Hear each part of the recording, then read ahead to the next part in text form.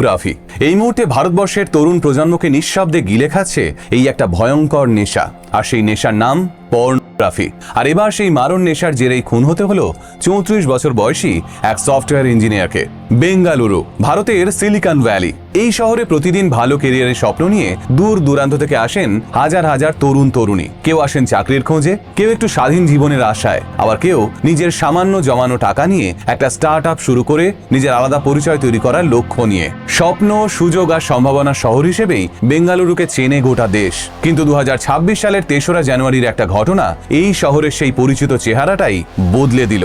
বেঙ্গালুরুর অত্যন্ত অভিজাত এলাকা রামামূর্তি নগরের একটি ফ্ল্যাটে অগ্নিকাণ্ডের ঘটনায় মৃত্যু হল 34 বছর বয়সী সফটওয়্যার ইঞ্জিনিয়ার শর্মিলা কুশালাপ্পার। প্রথমে সাধারণ অগ্নিকাণ্ডের ঘটনা মনে হলেও পোস্টমর্টেম রিপোর্ট আসার পরেই পুরোপুরি ঘুরে যায় এই ঘটনার মোড়। প্রথমে যে ঘটনাকে একটা সাধারণ দুর্ঘটনা বলে মনে করা হচ্ছিল, সেটা আদতে কোনো সাধারণ দুর্ঘটনা ছিল না। এটা পুরোটাই ছিল একটা কোল্ড ব্লাডেড মার্ডার। আর এই খুনের অভিযুক্ত ছিলেন তারই প্রতিবেশী, মাত্র 18 বছর বয়সী একটা ছেলে, যাকে এতদিন ভাই বলে মেনে এসেছিলেন শর্মিলা। অন্যান্য ছোট শহর থেকে আসা অসংখ্য তরুণীর মতো শর্মিলাও বেঙ্গালুরুতে এসেছিলেন একটা ভালো ক্যারিয়ারের আশায়, নিরাপদ ভবিষ্যতের স্বপ্ন নিয়ে। কিন্তু তার ভাগ্যে লেখা ছিল অন্য কিছুই। বিকৃত মস্তিষ্কের একটি ছেলের লালসার শিকার হয়ে অকালে চলে যেতে হলো শর্মিলাকে।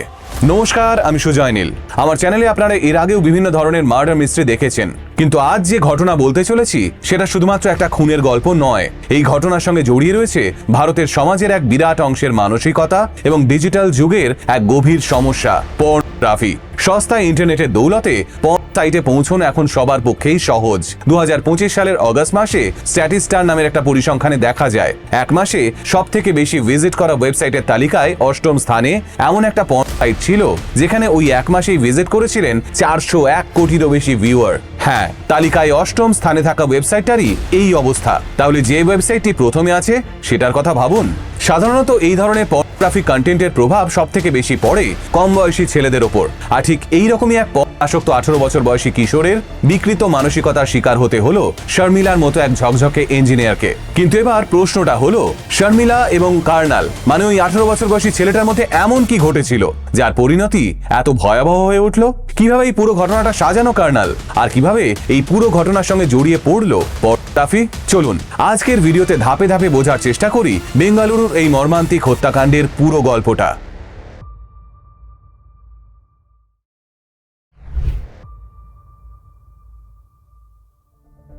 বেঙ্গালুরু শহরের অত্যন্ত অভিজাত একটা এলাকা রামামূর্তি নগর। এই এলাকায় বসবাস করেন শহরের অন্যতম ধনী ব্যক্তিরা। বড় বড় অ্যাপার্টমেন্ট, সুরক্ষিত প্রবেশপথ, সুসজ্জিত ফ্ল্যাট এবং শান্ত পরিবেশ, সবকিছু মিলিয়ে জায়গাটা খুবই সুন্দর। রামামূর্তি নগরের সুব্রামানিয়া লেআউটে একটা বিলাসবহুল ফ্ল্যাট ভাড়া নিয়ে থাকতেন বেঙ্গালুরুর অ্যাকসেঞ্চারের সফটওয়্যার ইঞ্জিনিয়ার শর্মিলা কুশালাপ্পা।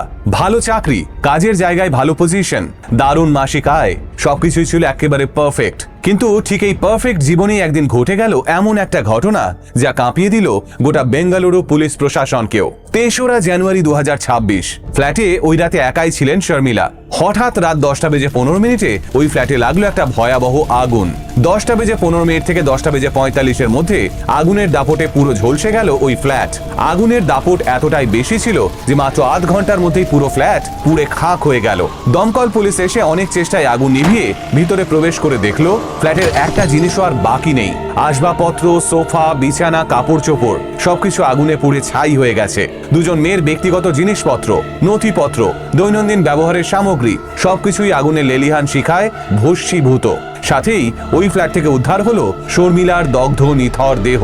যখন পুলিশ ঘটনাস্থলে পৌঁছে তদন্ত শুরু করলো, তখন পুলিশ প্রথমে মনে করলো এটা একটা দুর্ঘটনা। প্রাথমিকভাবে পুলিশের ধারণা ছিল হয়তো শর্ট সার্কিটের কারণেই এই আগুন লেগেছে, কারণ আধুনিক ফ্ল্যাটে বৈদ্যুতিন ত্রুটির কারণে আগুন লাগার ঘটনা নতুন কিছু নয়। কিন্তু তদন্ত যত এগোতে থাকে ততই গল্পে আসে একের পর এক মোড়।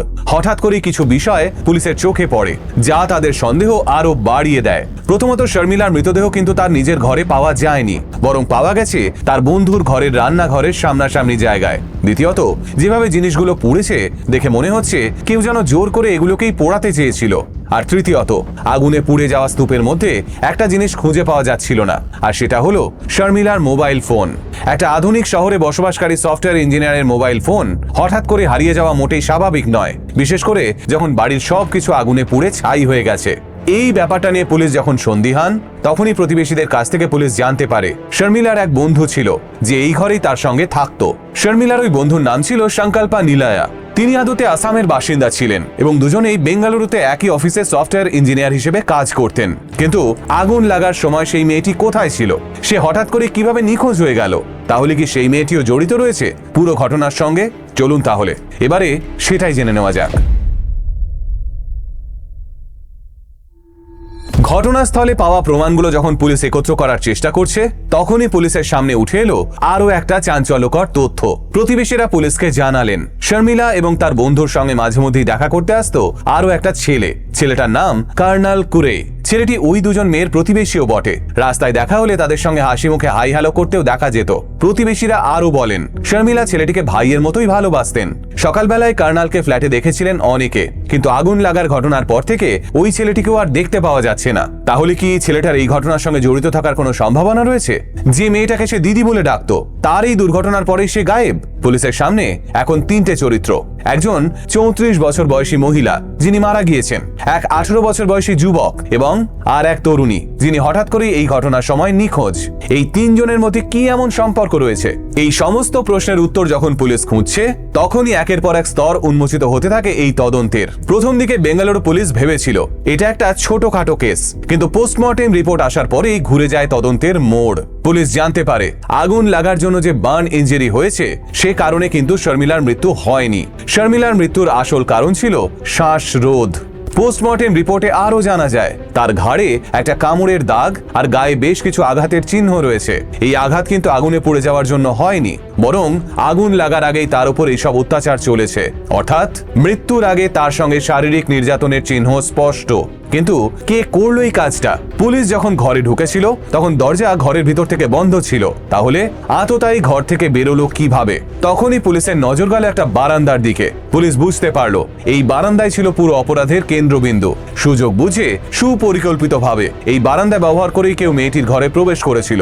পাশের ফ্ল্যাট থেকে এই বারান্দাতে আসাটা খুব একটা কঠিন কাজ নয়। যারা পাশের ফ্ল্যাটে থাকেন তারা খুব সহজেই নিজেদের বারান্দা টপকে এই বারান্দায় চলে আসতে পারেন। পুলিশের সন্দেহ গিয়ে পড়ে পাশের ফ্ল্যাটের বাসিন্দাদের উপর। আর এই ফ্ল্যাটেই থাকতো 18 বছর বয়সী এই তরুণ কর্নাল কুরে। আগুন লাগার পরেই পুলিশের কাছে সবথেকে অস্বাভাবিক বিষয় ছিল একটাই, পুরো অ্যাপার্টমেন্টের সবাই চলে গেলেও পাশের বাড়ির ছেলেটা কোথায়? ওই ছেলেটা হঠাৎ করেই আগুন লাগার পর থেকে উধাও হয়ে গেল কেন? আশপাশের মানুষজনের সঙ্গে কথাবার্তা বলে পুলিশ জানতে পারলো কর্নাল পাড়ায় এমনিতে ভদ্র, শান্ত আর অল্পভাষী হিসেবেই পরিচিত। কিন্তু আগুন লাগার দিন সন্ধ্যের পর থেকেই কর্নালকে আর দেখা যায়নি। না সে কলেজে গেছে, না বন্ধুর বাড়িতে, না আত্মীয় স্বজনের কাছে। আর ঠিক এখানেই পুলিশের সন্দেহ আরো ঘনীভূত হলো। কারণ যদি ঘটনাটা নিছক দুর্ঘটনা হতো, তাহলে পাশের বাড়ির একটা ছেলে কেন হঠাৎ করে নিখোঁজ হবে? আরো আশ্চর্যের বিষয় কি জানেন? শর্মিলার ফোন নিখোঁজ, কিন্তু কর্নালের ফোন তখনও চালু। পুলিশ কর্নালের বন্ধুদের কাছ থেকে তার ফোন নাম্বার সংগ্রহ করে এবং টাওয়ার লোকেশন ট্র্যাক করতে শুরু করে। কয়েক ঘন্টা খোঁজাখুঁজি করার পরেই জানা যায় কর্নাল এখনো পর্যন্ত বেঙ্গালুরুর মধ্যেই রয়েছে। সে শহর ছাড়েনি, কিন্তু ইচ্ছাকৃতভাবে লুকিয়ে রয়েছে। আর ঠিক তখনই বেঙ্গালুরু পুলিশ বুঝে যায় এই ঘটনাটা কোনো ছোটখাটো দুর্ঘটনা নয়, এটা পরিকল্পিত খুন। আর এই খুনের পিছনে অবশ্যই হাত রয়েছে কর্নালের। কিন্তু কেন সে এরকমটা করলো? আসল কারণ জানলে পুলিশের মতোই আপনিও চমকে যাবেন। চলুন তাহলে এবারে এই হত্যাকাণ্ডের আসল কারণটা জেনে নেওয়া যাক। ফোনের লোকেশন ট্র্যাক করে অবশেষে পুলিশ কর্নাল কুরাইকে আটক করে। গ্রেপ্তারের পর প্রাথমিক জিজ্ঞাসাবাদে সে কোনো কিছুই স্বীকার করেনি। বারবার একটা কথাই বলেছে, আমি কিছুই জানি না। কিন্তু কঠোর জিজ্ঞাসাবাদ শুরু হতেই ভেঙে পড়ে 18 বছর বয়সী এই কিশোর।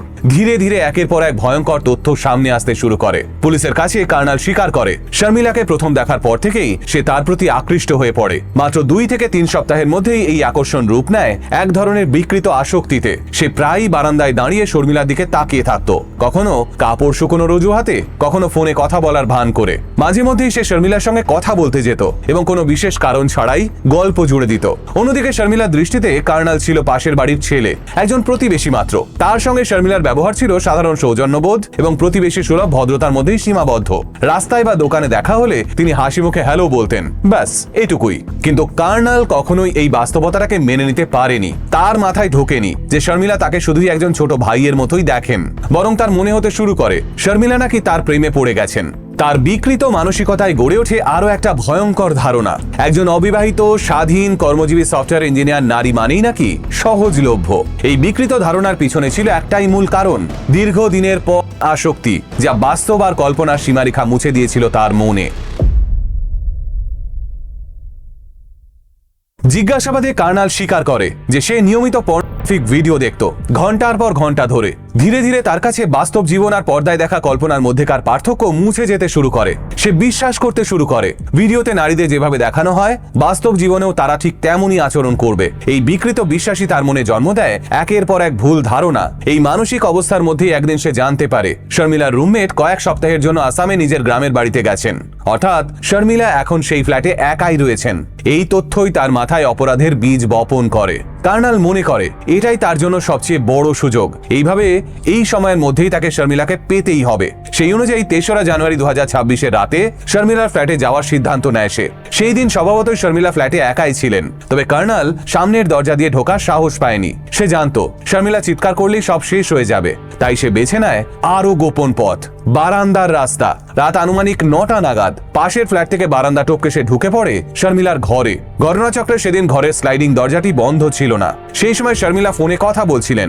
হঠাৎ পিছন থেকে কেউ তাকে জাপটে ধরে। চমকে উঠে শর্মিলা ঘুরে তাকান এবং দেখেন তার বাড়িতে ঢুকে পড়েছে তার পাশের ফ্ল্যাটের ভাই কার্নাল। মুহূর্তের জন্য তিনি হতভম্ব হয়ে যান। এরপর নিজেকে সামলে নিয়ে প্রশ্ন করেন চোরের মতো কেন সে স্লাইডিং দরজা দিয়ে ঘরে ঢুকেছে। এর উত্তরে কার্নাল কোনো রাগ ঢাক না করেই জানিয়ে দেয় সে তার সঙ্গে শারীরিক সম্পর্ক করতে চায়। শর্মিলা সঙ্গে সঙ্গে প্রতিরোধ করেন, চিৎকার করার চেষ্টা করেন। একসময় কার্নাল বুঝতে পারে সে তার উদ্দেশ্যে সফল হতে পারবে না। ঠিক সেই মুহূর্তেই তার মনে জন্ম নেয় ভয়ঙ্কর এক সিদ্ধান্ত, যেহেতু আমি তাকে পেতে পারছি না তাই তাকে বাঁচতেও দেব না। এই বিকৃত চিন্তায় পরবর্তী ঘটনাগুলোর পথ তৈরি করে দেয়। এই সিদ্ধান্ত নিয়েই কার্নাল শর্মিলার উপর চড়াও হয়। সে শর্মিলাকে আক্রমণ করে এবং তার মুখ, চোখ ও মাথায় একাধিকবার আঘাত করে। আঘাতের ফলে শর্মিলার নাক ও মুখ থেকে রক্তপাত শুরু হয়। এরপর কার্নাল একটি শক্ত বস্তু দিয়ে শর্মিলার মুখ ও নাক চেপে ধরে এবং তাকে একাধিকবার করে। এই নির্মম অত্যাচারের ফলে একসময় শর্মিলা অজ্ঞান হয়ে যান, কিন্তু কার্নাল ভাবে শর্মিলা মারা গেছে। সেই বিশ্বাস থেকে সে পালিয়ে যাওয়ার পরিকল্পনা করতে শুরু করে। কিন্তু ফ্ল্যাট ছেড়ে বেরোনোর ঠিক আগে তার মনে সন্দেহ জাগে, যদি শর্মিলা পুরোপুরি মারা না গিয়ে থাকেন, যদি তিনি বেঁচে যান, তাহলে গোটা ঘটনাটাই প্রকাশ্যে চলে আসবে। এই আশঙ্কা থেকেই কার্নাল দ্বিতীয় এবং আরো ভয়াবহ সিদ্ধান্ত নেয়। প্রমাণ লোপাটের উদ্দেশ্যে সে পুরো ফ্ল্যাটে আগুন লাগিয়ে দেওয়ার পরিকল্পনা করে। সে ঘরের বিভিন্ন কাপড় চোপড় জড়ো করে, তার সঙ্গে কেরোসিন তেল ঢেলে এক জায়গায় রাখে। এরপর বিছানার চাদর, পর্দা, সোফা একটার পর একটা জিনিসে আগুন ধরাতে শুরু করে। এই আগুন কোনো আকস্মিক দুর্ঘটনা ছিল না। পুরো ফ্ল্যাটে আগুন লাগাতে কার্নালের প্রায় আধ ঘন্টার সময় লেগেছিল। আগুন জ্বালানোর পর সে শর্মিলার মোবাইল ফোনটি নিয়ে নেয় এবং একই বারান্দা দিয়ে পালিয়ে যায়। কিন্তু কার্নাল জানতো না সে যখন ফ্ল্যাটে আগুন লাগিয়ে পালিয়ে যাচ্ছিল সেই সময় শর্মিলা তখনও জীবিত ছিলেন। ঘরের মধ্যে ছড়িয়ে পড়া আগুন ও ধোঁয়ার ফলে দম বন্ধ হয়ে একসময় শর্মিলার মৃত্যু হয়। ঘটনার পর 10ই জানুয়ারি মোবাইল ফোনের লোকেশন ট্র্যাক করে পুলিশ কার্নালকে গ্রেপ্তার করে। বর্তমানে তার বিরুদ্ধে ভারতীয় ন্যায় সংহিতার একাধিক মামলা রুজু করা হয়েছে। ধারা 103/1 হত্যা, ধারা 64/2 ধারা 66 নারীর ওপর গুরুতর নির্যাতন এবং ধারা 238 প্রমাণ লোপাট। এই সমস্ত অভিযোগের ভিত্তিতে আদালত কার্নালকে পুলিশে হেফাজতে পাঠানোর নির্দেশ দিয়েছে। আধুনিক যুগে ইন্টারনেট আজ প্রায় সবার হাতের মুঠোয়। যতটা সহজ আজ গুগল সার্চ করে পৃথিবীর যে কোনো তথ্য জেনে নেওয়া, ঠিক ততটাই সহজ হয়ে উঠেছে ইন্টারনেটের বিভিন্ন ওয়েবসাইটে প্রবেশ করা। কয়েকটা ক্লিকের মধ্যেই ভিডিও পৌঁছে যাচ্ছে শিশু, কিশোর এবং প্রাপ্তবয়স্ক সবার হাতে। 2025 সালের অগস্ট মাসে স্ট্যাটিস্টার করা একটা সমীক্ষা অনুযায়ী মাত্র 1 মাসের মধ্যেই জনপ্রিয় ওয়েবসাইটে ভিজিট কাউন্ট ছিল 401 কোটিরও বেশি। যদি সব ওয়েবসাইট মিলিয়ে হিসেব করা যায় তাহলে এই সংখ্যা কয়েক হাজার কোটিরও বেশি হবে, যা সংখ্যায় পৃথিবীর জনসংখ্যারও বেশি। এই পরিসংখ্যানই স্পষ্ট করে দেয় আসক্তি আজ আর কোনো ছোট বিষয় নয়। এটা একটা বৈশ্বিক সমস্যা, একটা মানসিক রোগ। বিশ্ব স্বাস্থ্য সংস্থা তাদের international classification classification of disease মানে আইসিডি-তে কম্পালসিভ সেক্সুয়াল বিহেভিয়ার ডিসঅর্ডার নামের একটা মানসিক রোগকে অন্তর্ভুক্ত করেছে, যাদের মধ্যে বা পর্নোগ্রাফিক কন্টেন্ট দেখার প্রবণতা অত্যন্ত বেশি, তারাই মূলত এই রোগে আক্রান্ত হচ্ছেন। গবেষণায় দেখা গেছে ভিডিও দেখার মাত্র 300 মিলিসেকেন্ডের মধ্যেই মস্তিষ্কে এমন এক ধরনের রাসায়নিক প্রতিক্রিয়া তৈরি হয় যা কোকেন বা হেরোইনের মতো মাদক সেবনের ফলে হওয়া প্রতিক্রিয়ার মতোই ক্ষতিকারক। অর্থাৎ আসক্তি আদতে একটা ড্রাগ অ্যাডিকশনের মতোই কাজ করে। আর এখানেই সবচেয়ে বড় বিপদের জায়গা, টিনেজারদের মস্তিষ্ক। একজন সাধারণ প্রাপ্তবয়স্ক মানুষের তুলনায় কিশোর কিশোরীদের মস্তিষ্কের রিওয়ার্ড সিস্টেম 2 থেকে 4 গুণ বেশি সংবেদনশীল থাকে, ফলে অপ্রাপ্তবয়স্কদের ক্ষেত্রে অনেক বেশি আসক্তিকর। বিশ্বজুড়ে দেখা যাচ্ছে গড়ে 16 বছর বয়সের আগেই অধিকাংশ ছেলেমেয়ে প্রথমবারের মতো পর্ন কন্টেন্টের সংস্পর্শে আসে। এর ফলস্বরূপ খুব অল্প বয়সেই তারা পর্ন অ্যাডিক্টে পরিণত হচ্ছে। যৌনতা সম্পর্কে সঠিক জ্ঞানের অভাবের কারণেই কম বয়সী ছেলেমেয়েরা ভিডিও দেখে নিজেদের অপূরণীয় ক্ষতি করে ফেলে। তারা ধীরে ধীরে বিশ্বাস করতে শুরু করে পর্নোগ্রাফিতে যা দেখানো হয় বাস্তব জীবনেও নাকি ঠিক তেমনটাই ঘটে। পর্নোগ্রাফির ক্ষেত্রে সবচেয়ে বড় সমস্যাটা তৈরি হয় নরমালাইজেশন থেকে। বিষয়টা একটু উদাহরণ দিয়ে বোঝা যাক। ধরুন আপনি এমন একটা পরিবেশে আছেন যেখানে আপনার আশপাশে সবাই ধূমপান করেন। শুরুতে হয়তো আপনি ধূমপান করতেন না, কিন্তু প্রতিদিন চারপাশে সবাইকে ধূমপান করতে দেখে ধীরে ধীরে বিষয়টা আপনার কাছে স্বাভাবিক হয়ে যায়। তখন আর আপনার মনে হয় না যে ধূমপান আসলে কতটা ক্ষতিকারক। পর্নোগ্রাফির ক্ষেত্রেও কিন্তু ঠিক এটাই ঘটে। এই নরমালাইজেশনের ফলে ভালো মন্দের পার্থক্য করার ক্ষমতা লোপ পায়। কোনটা ঠিক কোনটা ভুল সেই বোধ ধীরে ধীরে মুছে যেতে থাকে। এর সরাসরি প্রভাব পড়ে মানুষের মস্তিষ্কে। ব্রেন তখন ভাবতে শুরু করে মোবাইল স্ক্রিনে সারাদিন যা দেখা যাচ্ছে সেটাই বাস্তব, সেটা কোনো ফ্যান্টাসি নয়। ফলস্বরূপ বাস্তব জীবনেও মস্তিষ্ক প্রতিটা নারীকেই একই দৃষ্টিতে দেখতে শুরু করে। সমস্যা আরো ভয়ঙ্কর রূপ নেয় যখন এই বিকৃত প্রত্যাশাগুলো বাস্তব জীবনে পূরণ হয় না। তখন সেই হতাশা, আক্রোশ এবং ক্ষোভ গিয়ে পড়ে নারীদের ওপর। এক্ষেত্রে আমেরিকার কুখ্যাত সিরিয়াল কিলার টেড বান্ডির উদাহরণ অত্যন্ত গুরুত্বপূর্ণ। এই টেড বান্ডি ছিলেন এমন একজন সিরিয়াল কিলার যার বিরুদ্ধে 1974 থেকে 1978 সালের মধ্যে অন্ততপক্ষে 30 জন নারীকে ধর্ষণ ও খুন করার অভিযোগ উঠেছিল। প্রকৃত সংখ্যা হয়তো আরো বেশি। 1989 সালের 23শে জানুয়ারি মৃত্যুদণ্ড কার্যকর হওয়ার আগে নিজের শেষ সাক্ষাৎকারে টেড বান্ডি স্বীকার করেছিল সে পর্নোগ্রাফিক ভিডিওতে যা দেখতো সেটাই বাস্তব জীবনে করতে চাইতো। আর এই আসক্তি ধীরে ধীরে তাকে একজন সিরিয়াল কিলারে পরিণত করেছিল। টেড বান্ডির মৃত্যুদণ্ড কার্যকর হলেও এই মানসিক বিকৃতি আজও সমাজে রয়ে গেছে। ভারত সরকার ইতিমধ্যেই বহু ওয়েবসাইট নিষিদ্ধ করেছে, কিন্তু প্রক্সি ওয়েবসাইট বা ভিপিএন ব্যবহার করে আজও খুব সহজেই এই সমস্ত কন্টেন্টে প্রবেশ করা যায়। বাস্তবতা হলো আজকের দিনে পুরোপুরি বন্ধ করা কার্যত অসম্ভব। ভারতেও ধীরে ধীরে একটা ইন্ডাস্ট্রি গড়ে উঠছে। সরাসরি হলেও বহু ওয়েব সিরিজ ও সিনেমায় এমন দৃশ্য দেখানো হচ্ছে যেগুলো সমতুল্য।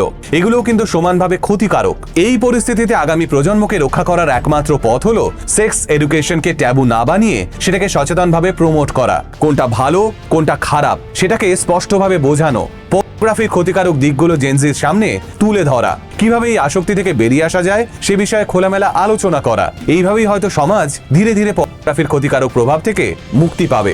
আর যদি আমরা এখনই সচেতন না হই তাহলে বিকৃত কন্টেন্টের বলি হয়ে শর্মিলার মতো আরো কত মেয়েকে যে প্রাণ হারাতে হবে তার কোনো হিসেব নেই। আজকের ভিডিওটা এখানেই শেষ করছি।